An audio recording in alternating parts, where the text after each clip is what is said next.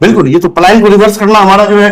देखिए प्रशांत जी ने या जनसुराज प्रशांत जी ने ये शुरू में ही कहा कि हम आएंगे और आकर के ये नहीं कह देंगे 10 लाख नौकरी देंगे और मोदी की तरह 2 करोड़ नौकरी देंगे और ये हम जो भी वादा करेंगे उसके पहले हम एक कैलकुलेशन, अपना एक बैकअप कैलकुलेशन बना के बताएंगे कि अगर भैया हम ये आपका काम करेंगे तो उसके लिए पैसा कहां से आएगा, उसके लिए संसाधन कहां से आएगा, उसमें कितना समय लगेगा। तो अभी तक जो 8-10 वादे होने हैं जो बन रहा है उसमें 2-3 चीजें हैं जो प्रशांत जी ने खुले मन से कहना शुरू कर दिया है।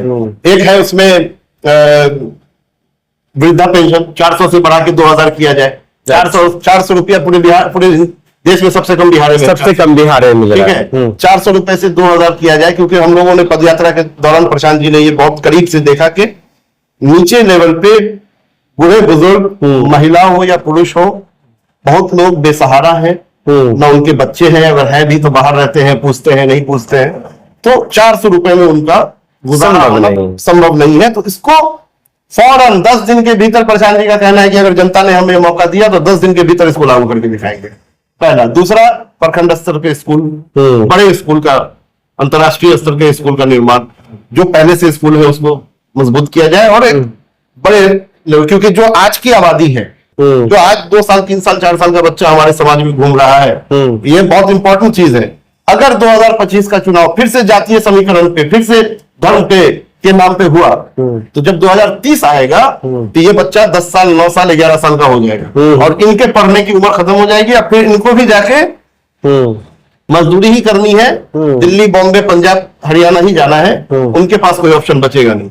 तो उसके लिए कि अगले 5 साल 10 साल 15 साल डाउन द लाइन ऐसा एक बनाया जाए, ताकि जो लोग निकल चुके पढ़ के, जिनके पढ़ने की उम्र खत्म हो चुकी, उनको तो वापस लाके पढ़ाया नहीं जा सकता, लेकिन एक नीचे से एक समाज को तैयार किया जाए। नहीं तो हो सकता है कि आज से 15 साल बाद फिर हम लोग बैठ के यही बात करेंगे कि काश 15 साल पहले ये कोशिश कर ली होती।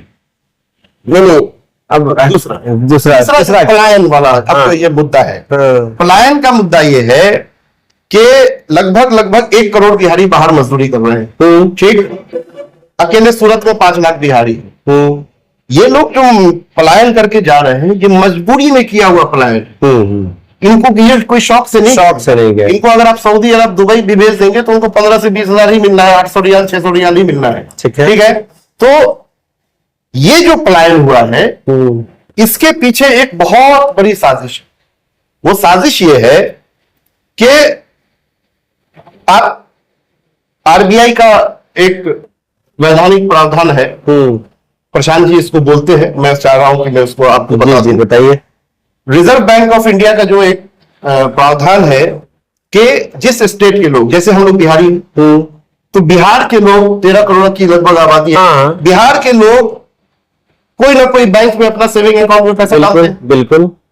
अगर मान लीजिए पूरे बिहारी ने मिलकर 100 रुपया अकाउंट में जमा किया 1 साल के भीतर, ठीक है, सेविंग अकाउंट में, तो आरबीआई के गाइडलाइन के हिसाब से उस 100 का 70 रुपया वहीं के लोगों को लोन के तौर पे बैंकों की जिम्मेदारी है देना है। रोजगार के लिए हो, पढ़ाई के लिए हो, गाड़ी खरीदने के लिए, घर बनाने के लिए, आपको अपना न्यूज चैनल को बढ़ाने के लिए, करने के लिए हो।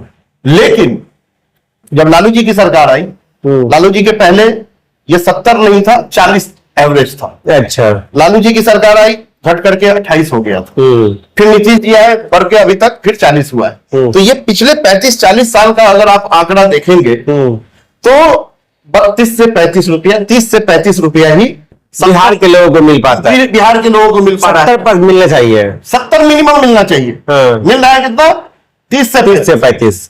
तो बोलिए कि बाकी पैसा कहाँ गया? बैंक तो अपने हाथ में पैसा रखेगा नहीं, वो इंटरेस्ट है। वो ये पैसा उन राज्यों को दे दिया गया उठा करके जहां पहले से फैक्ट्रियां लगी हुई हैं, जहां पहले से बड़े बड़े पूंजीपति बैठे हुए हैं, वहां के नेता जागरूक हैं, वहां के अधिकारी जागरूक हैं। ये पैसा उठा करके उन राज्यों को दे दिया गया। तो आप पलायन की बात करते हैं, आपने अभी कहा कि पलायन हो रहा है, पैसे के पलायन की बात कोई नहीं कर रहा है। मतलब पहले आपका पैसा गया, उसके बाद आपका बुद्धि गया, आपका मजदूर गया, ठीक है, और वहां जो प्रोडक्ट बन रहा है फिर वो वापस आके आपके यहाँ बिहार में बिक रहा है। जैसे अंग्रेजों के जमाने में आपका कपास उठा के अंग्रेज ले जाते थे इंग्लैंड और वहां पे कपड़ा बनाते थे, फिर यहाँ पे फिर ला करके आपको बेचते थे। तो गांधी जी ने उसका तोड़ निकाला कि भाई अपना कपड़ा बुनो, चरखा चलाओ और अपना पहनो, इनका बाइकआउट करो, स्वदेशी अपना। तो आपका जो है पैसा जा रहा है महाराष्ट्र, गुजरात, वहां टीवी, फ्रिज, मोटरसाइकिल, कुछ भी बन रहा है, आपके मजदूर बना रहे हैं, आपके वहां मैनेजर भी बिहारी है, और फिर वो वापस आ रहा है आपके यहाँ बिहार। तो प्रशांत जी का कहना है, अभी आप सुने होंगे कि नीतीश जी ने खुद तो नहीं लेकिन उनके लोगों ने कहा कि भाई अब तो बिहार को विशेष राज्य का दर्जा मिलना चाहिए, अब तो विशेष पैकेज मिलना चाहिए। कोई विशेष पैकेज की जरूरत नहीं है, कोई विशेष राज्य की दर्जा की जरूरत नहीं है। ये जो आरबीआई की कमेटी होती है, इसका चेयरमैन, इसका जो देख रेख है वो मुख्यमंत्री के अंडर में होता है। क्या मजबूरी है मुख्यमंत्री की जो ये नहीं कर पा रहे हैं, इस पैसे को नहीं रोक पा रहे हैं? प्रशांत जी, ये आपको मैं एक फिगर बता दूं, 35 साल में लगभग 26 लाख करोड़ रुपए आपका पलायन हुआ है। 26 पे 12 जीरो।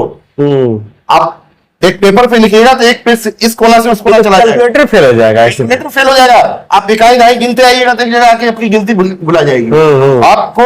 आप इस आंकड़े को समझिए, 26 लाख करोड़ रुपए का यहां से पलायन हो चुका है। मैं आपको एक कैमरे के ऊपर बोल रहा हूँ। और पिछले वित्तीय वर्ष में अगर सिर्फ जोड़िएगा 2023-24 वाले में, तो लगभग 1.5-2 लाख करोड़ रुपए का पलायन हुआ है। तो प्रशांत जी का कहना है कि हमको कोई दर्जा मत दो, कोई विशेष बस जनता जाग जाए, अच्छे लोगों को चुन के लाए, हम इस पैसे को सिर्फ रोक लेंगे तो हम यहाँ इतना बड़ा रोजगार पैदा कर सकते हैं इस पैसे से कि अपने लोग तो इसमें होंगे ही, बाहर से भी लोगों को आना पड़ेगा।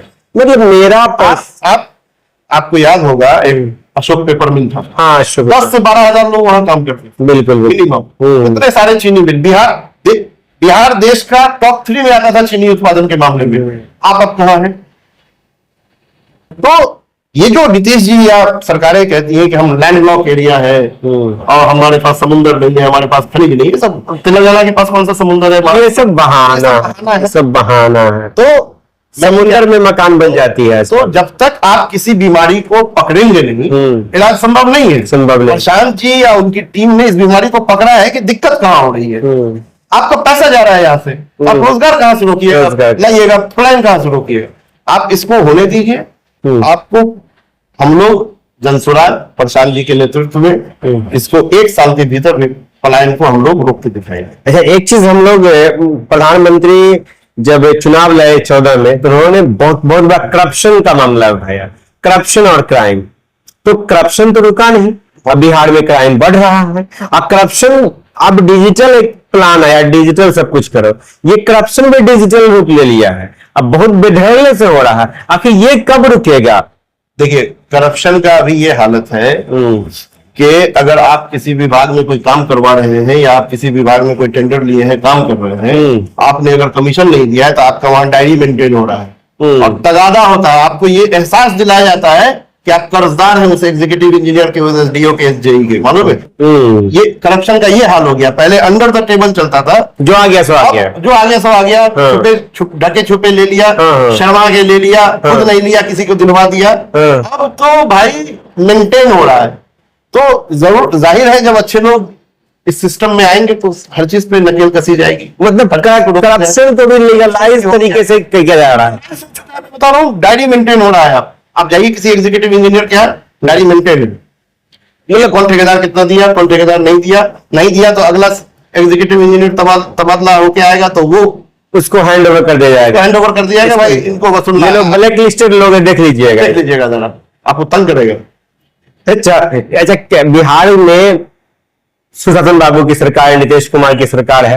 कल हमारे साथ जुड़े हुए थे वीरेंद्र पासवान और गुरु जी, उन्होंने बताया कि एक हफ्ता में 8 हत्याएं दलित की हुई।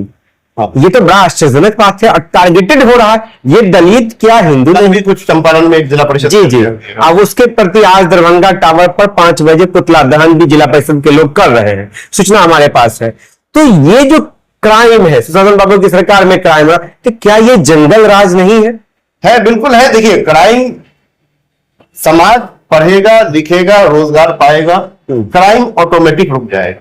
नीचे इतनी परेशानी है, इतनी बदहाली है कि वो 500,000 रुपए के लिए किसी को चाकू मारने को तैयार होते हैं। हाँ, बिल्कुल। इतनी इतनी बुरी आप तो दिन भर बिल्कुल सही बात है, सही तो बात है। क्राइम कहीं ना कहीं आपके सुशासन से लिंक्ड है, वो ये इंटरलिंक्ड है। तो अगर सरकार आती है, अच्छा काम करके लोगों को पढ़ा लिखा के रोजगार का जरिया लाती है, तो ये अपने आप कंट्रोल होगा।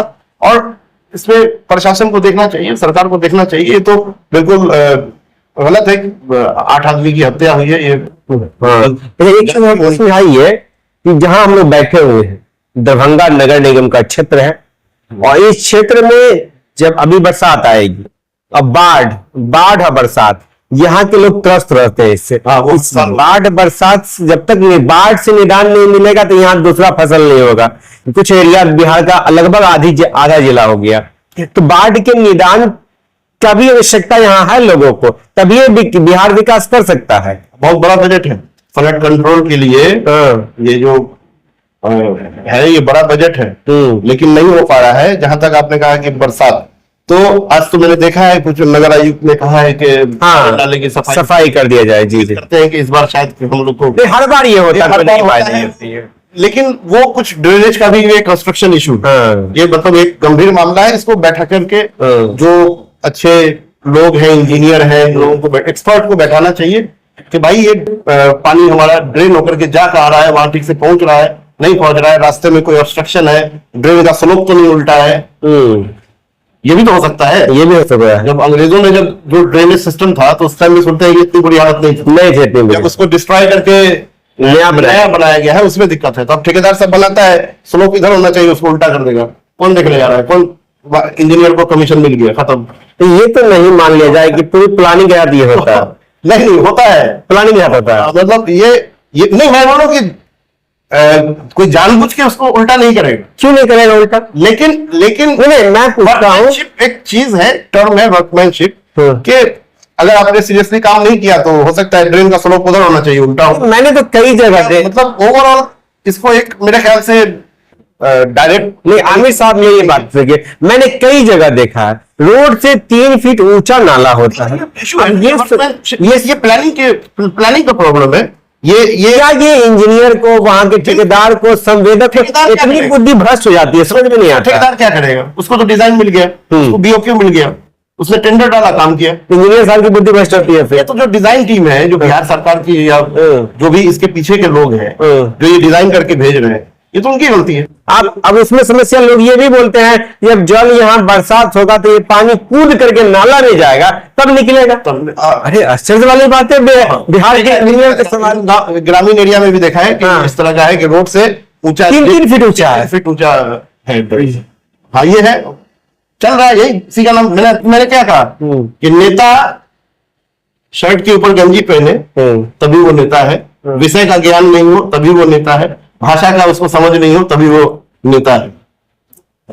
तो ये है दिक्कत है। इससे और हम समझना चाहे, दरभंगा में है हम लोग, हमें ये समझाइए कि बिना बाढ़ का निदान किए बिना बिहार का विकास संभव लग रहा है? नहीं, देखिए, अगर आप इसको बड़े पैमाने पे देखेंगे तो सिर्फ बाढ़ की प्रॉब्लम नहीं है, सुखाड़ भी प्रॉब्लम है। जी, हम लोगों ने पदयात्रा किया है, प्रशांत जी ने बहुत करीब से इस चीज को देखा है, और प्रशांत जी ने कहा है कि भाई एक रोड पे चलो तो रोड के दाएं तरफ अगर जल जमाव से किसान परेशान है तो बाएं तरफ सुखाड़ से परेशान है। और ये थोड़ा सा जो वाटर मैनेजमेंट का काम है उसको सरकार कर नहीं पा रही है। तो ये एक इशू है, इसको किया जा सकता है। ये बहुत बड़ा इशू नहीं है। इसको अगर ढंग से बैठ करके कुछ एक्सपर्ट को बैठाया जाए तो इसको किया जा सकता है, बाढ़ से छुटकारा पाया जा सकता है। जिनके पास पानी नहीं है उनको पानी, बिहार पूरे देश में सबसे कम less irrigated land, land 11% land ही यहाँ सिंचाई का जिसको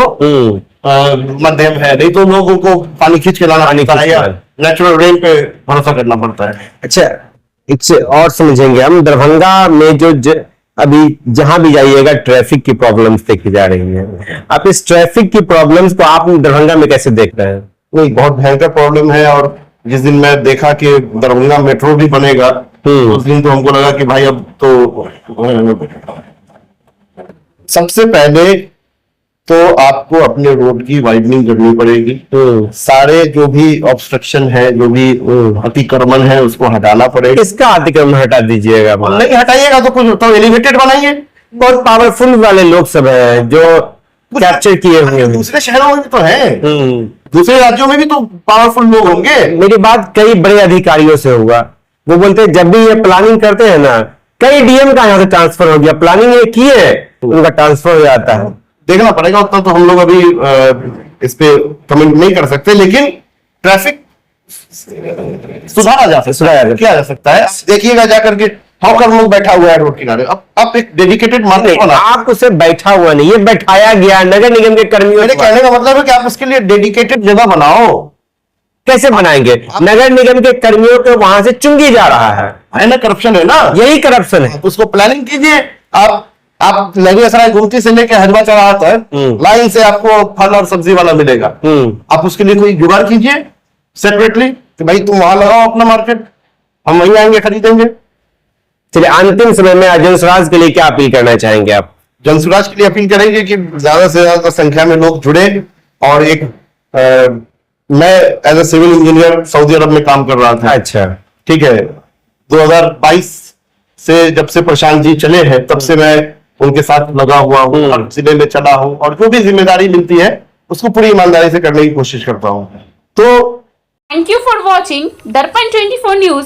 खबर को सबसे पहले पाने के लिए YouTube पर देख रहे हैं तो सब्सक्राइब करें, Facebook पर देख रहे हैं तो फॉलो करें। कमेंट्स में अपनी राय या अपने आस पड़ोस में समस्या हमें बताएं।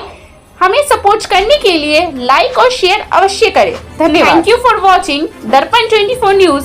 खबर को सबसे पहले पाने के लिए YouTube पर देख रहे हैं तो सब्सक्राइब करें, Facebook पर देख रहे हैं तो फॉलो करें। कमेंट्स में अपनी राय या अपने आस पड़ोस में समस्या हमें बताएं। हमें सपोर्ट करने के लिए लाइक और शेयर अवश्य करें। धन्यवाद।